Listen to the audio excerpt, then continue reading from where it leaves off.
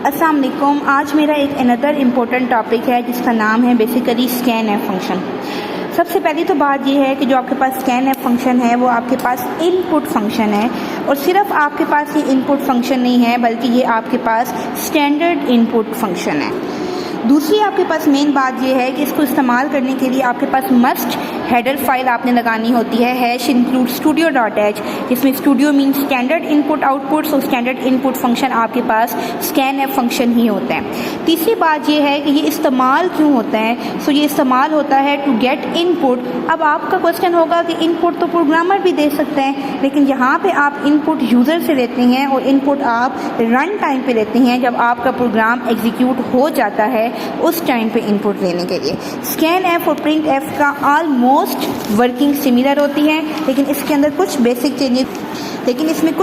Changes होती हैं जो कि मैं आपको यहाँ पे डिफाइन करूँगी। सबसे पहली बात है कि स्कैन एफ का सिंटैक्स क्या होता है। सो ये आपके पास स्कैन एफ का बेसिक सिंटैक्स है, लेकिन इसमें कुछ बातें समझने वाली हैं। सबसे पहली बात है फॉर्मेट स्ट्रिंग। अच्छा देखिए, फॉर्मेट स्ट्रिंग हमने प्रिंट एफ में भी पढ़ा था, लेकिन यहाँ पे आपके पास फॉर्मेट स्ट्रिंग के वैसे 3 हिस्से होते हैं, टेक्स्ट, स्पेसिफायर और एस्केप सीक्वेंस। ठीक है, टेक्स्ट जो है वो यूज़र को डिस्प्ले करने के लिए इस्तेमाल होता है, यूज़र को डेटा को डिस्प्ले करने के लिए इस्तेमाल होता है। सो वो डेफिनेटली आउटपुट का पार्ट है, वो इनपुट का पार्ट नहीं है। सो वो स्कैन एफ में इस्तेमाल नहीं हो सकता क्योंकि स्कैन एफ इनपुट फंक्शन है। एस्केप सीक्वेंस भी आउटपुट को डेकोरेट करने के लिए इस्तेमाल होता है, जैसे कि /n वगैरह /t वगैरह। सो डेफिनेटली वो भी यहाँ पे इस्तेमाल नहीं हो सकता। पीछे यहाँ पे क्या बचा, स्पेसिफायर, जिसको हम फॉर्मेट स्पेसिफायर भी कहते हैं। फॉर्मेट स्पेसिफायर डिफरेंट होते हैं, जैसे कि इंटीजर के लिए %d। फॉर्मेट स्पेसिफायर का मतलब होता है कि किस टाइप का डेटा डिस्प्ले होगा, यानी आपने जो डेटा दिया है वो किस टाइप का होगा। अगर आप उसकी डेटा टाइप इंटीजर रखते हैं तो उसका स्पेसिफायर d है, अगर आप उसकी टाइप फ्लोट रखते हैं तो उसका स्पेसिफायर f है, अगर आप उसकी डेटा टाइप कैरेक्टर रखते हैं तो उसका स्पेसिफायर c है, और अगर आपको स्ट्रिंग चाहिए तो स्ट्रिंग के लिए डेटा टाइप कैरेक्टर ही होती है, लेकिन उसका स्पेसिफायर s होता है। इंशाल्लाह I will soon upload on the format specifier lecture. अगर आपको फॉर्मेट स्पेसिफायर पर भी लेक्चर चाहिए तो मुझे ज़रूर बताइएगा।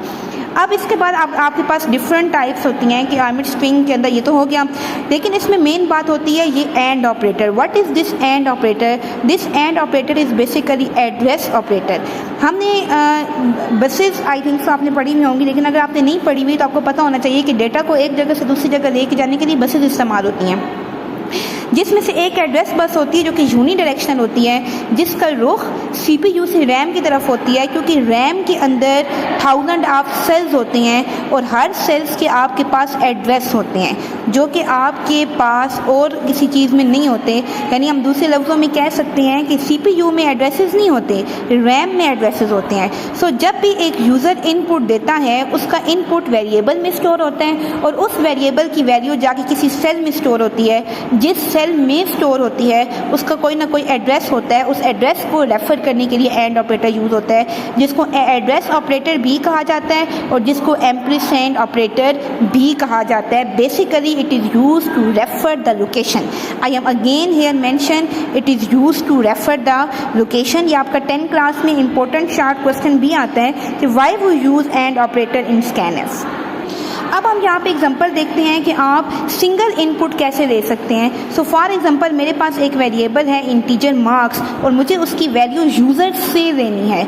सो मैं क्या लगाऊंगी, स्कैन एफ। नाउ इसको फोकस से देखें कि मैंने कहा था कि सबसे पहले फॉर्मेट स्पेसिफायर लगता है। स्पेसिफायर देखने के लिए लगाते वक्त डेटा टाइप देखें।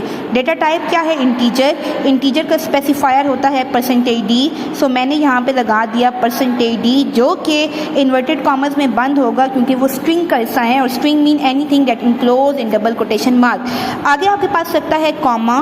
कॉमे के बाद आपने क्या लगाना है, एंड ऑपरेटर, जो कि आपके सिंटैक्स का हिस्सा है, और फिर आपने वो वेरिएबल लगाना है जिसमें वैल्यू स्टोर होगी, और यहाँ मेरी वैल्यू स्टोर हो रही है मार्क्स के अंदर।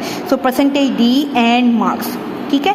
अब ये हो गया वन इनपुट। अगर मुझे मल्टीपल इनपुट लेने हैं, यानी मुझे एट ए टाइम एक ही लाइन में एक से ज़्यादा इनपुट्स चाहिए, तो फिर हम क्या करेंगे? तो सबसे पहले हम क्या लगाएंगे, हमने दो वेरिएबल्स ले देते हैं। लेट्स सपोज मैंने एक वेरिएबल ले लिया इंटीजर मार्क्स, दूसरा मैंने ले लिया फ्लोट परसेंटेज, यानी मुझे यूज़र से उसकी परसेंटेज पूछनी है, और तीसरा मुझे यूज़र से उसका ग्रेड पूछना है। As we know that grade character में होते हैं। अब ये तीनों चीज़ें यूज़र से लेने के लिए हम क्या लगाएंगे? Scan F. अब इसमें सीक्वेंस मैटर अलॉट। सबसे पहले मुझे क्या यूज़र से पूछनी है? मार्क्स। मार्क्स की डेटा टाइप है इंटीजर, सो स्पेसिफायर लगेगा परसेंटेज डी। आगे मैं क्या लगाऊंगी? कॉमा। कॉमा लगाने के बाद मुझे क्या चाहिए? परसेंटेज। परसेंटेज की टाइप क्या है? फ्लोट, सो मेरे पास स्पेसिफायर क्या आ जाएगा? Percentage F. ठीक है, आई एम सॉरी लेकिन यहाँ पे कॉमा नहीं लगता, यानी यहाँ पे डेटा टाइप्स के दरमियान कॉमा नहीं लगता। फिर तीसरा मेरे पास क्या है? ग्रेड। ग्रेड की टाइप क्या है? 4, और मैं पीछे डिफाइन कर चुकी हूँ कि इसका स्पेसिफायर क्या होता है? परसेंटेज सी। मैंने इन्वर्टेड कॉमर्स कर दिए बंद। आगे मैंने क्या लगाया? कॉमा। कॉमा लगाने के बाद देखिए परसेंटेज डी इंटीजर था और इंटीजर वेरिएबल मेरा मार्क्स था, सो जिसका स्पेसिफायर मैंने पहले लगाया है उसी का वेरिएबल मैंने पहले लगाना है। ठीक, आगे लगाते हैं कॉमा। परसेंटेज एफ को दूसरा वेरिएबल चाहिए जिसका नाम है परसेंटेज, और ग्रेड को तीसरा, परसेंटेज सी को तीसरा चाहिए जिसका नाम है ग्रेड। डेट्स हाउ, ये देखें पहला पहले को चला गया, दूसरा दूसरे को चला गया, और तीसरा तीसरे को चला गया। तो एट दैट टाइम तीनों स्पेसिफायर तीनों वेरिएबल से वैल्यू लेंगे। अब यहाँ पे जो यूज़र पहली वैल्यू इंटर करेगा वो पहले में जाएगी, जो दूसरा करेगा वो दूसरी में, और जो तीसरा करेगा वो तीसरी में। और इसीलिए ये समझाने के लिए कि आप पहले क्या इंटर करें, दूसरी बार क्या करें, तीसरी बार क्या करें, आप ऊपर प्रिंट एफ लगा सकते हैं कि इंटर द वैल्यूज़, और आगे ये भी लिख सकते हैं inter marks percentage and grade. That's how. अब अगर हम इसको पेपर में अटेम्पटेशन के लिहाज से देखें तो सबसे पहले आपने क्या लिखनी होती है? प्रिंट एफ की डेफिनेशन। फिर आपने प्रिंट एफ का क्या लिखना होता है? सिंटैक्स, यानी स्टैंडर्ड सिंटैक्स। सिंटैक्स लिखने के बाद आपने उसकी थोड़ी सी देनी होती है एक्सप्लेनेशन, और यहाँ पे आप अलग एड्रेस ऑपरेटर की मस्ट हेडिंग बनाएं ताकि आपका क्वेश्चन ज़्यादा अच्छा लगे। ये सब करने के बाद तीसरे नंबर पे आपने यहाँ पे क्या करना होता है? आपने देनी होती हैं एग्जाम्पल्स, और एग्जाम्पल्स में आपने लिखना होता है सबसे पहले आप पहली देती हैं गेटिंग सिंगल इनपुट। ठीक है, मैंने आपको ऊपर एग्जांपल दी है सिंगल इनपुट की, ये या फिर आपने दूसरा लिखना होता है गेटिंग मल्टीपल इनपुट, और गेटिंग मल्टीपल इनपुट में आप दो एग्जांपल्स बना सकते हैं। Getting multiple input with different specifier, जैसे कि ये लगाई एक दफ़ा डी, एक दफ़ा एफ, एक दफ़ा सी, और getting multiple input with same specifier जिसमें आप दोनों डी लगा सकते हैं। डेट्स हाउ आपने 3 से 4 एग्जांपल्स लेनी होती हैं, और एंड में आप मतलब इधर जो एग्जांपल्स दें आप एंड में एक प्रोग्राम भी लिख सकते हैं अगर आपके पास टाइम बचे। एक बेसिक सा प्रोग्राम, 2 नंबर्स को ऐड करना या 2 नंबर्स को सब्ट्रैक्ट करना, जो कि मैंने ऑलरेडी अपने चैनल पे अपलोड की हुई हैं, तो उनको एक्सप्लेन, यानी उनकी मदद से भी आप स्कैन एफ की एग्जांपल को एक्सप्लेन कर सकते हैं। डेट्स हाउ आपका स्कैन एफ का क्वेश्चन अटेम्प्ट होता है।